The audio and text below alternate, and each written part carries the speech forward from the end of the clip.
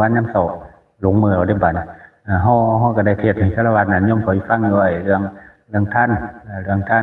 การเฮ็ดท่านนี่ที่ยังห่อเคยบอกมันต้องท่านออกมาก่อนมันได้เกิดบุญเกิดกุศลเกิดอานิสงส์เกิดบารมีนั่นมันต้องเป็นมันต้องท่านก่อนนะการเฮ็ดท่านนี่ถ้าเอาเปรียบยังไงหมู่บ้านเฮาก็เทศน์อยู่ในน้ำโศกถ้าเอาเปรียบยังไงในการเฮ็ดท่านก็เปรียบเสมือนตัวเฮาอย่างตักเข้าปลาอาหารใส่บาตรตักเข้าปลาอาหารใส่บาตรบ่ตักมันหลายมันบ่ล่ะก็ตักอย่างละซ้อนอย่างละนิดอย่างละน้อยอย่างละครึ่งซ้อน